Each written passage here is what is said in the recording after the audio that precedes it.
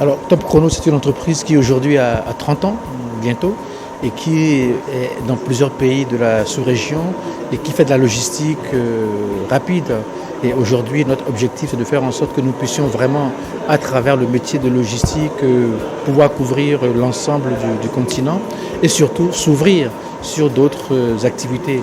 Et aujourd'hui, Top Chrono, dans son élan d'expansion, cette mise en partenariat avec des opérateurs français et nous sauvons des vies à travers le transport d'organes humains, de cellules souches, de virus. Et pendant la période du Covid, je peux vous dire que Transporteo, qui est un partenaire de Top Chrono, a transporté pendant très très longtemps et en grande quantité les vaccins Pfizer et Moderna, tout ce qui est vaccin ARN messager. Voilà un peu ce que Top Chrono fait aujourd'hui.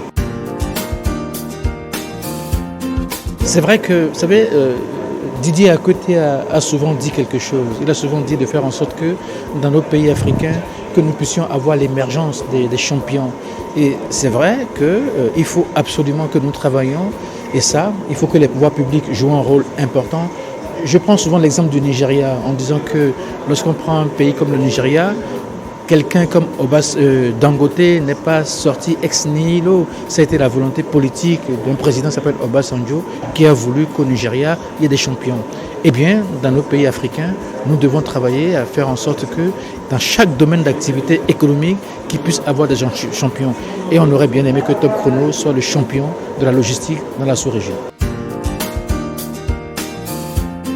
Alors, je voudrais dire aux jeunes, en les regardant vraiment droit dans les yeux, leur dire qu'il n'y a pas une prédisposition particulière pour être entrepreneur. Il n'y a pas un sexe adéquat, il n'y a même pas une formation adéquate.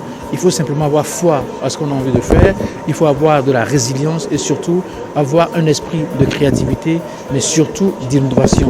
Il faut surtout que les jeunes aujourd'hui comprennent qu'à travers les opportunités qui s'offrent à leur environnement, il faut qu'ils créent de la valeur ajoutée. Et créer de la valeur ajoutée, c'est sortir de toute activité de négoce, c'est sortir de tout ce qui touche l'importation. Il faut faire de la transformation, il faut faire de l'agro-business, il faut faire des prestations de services.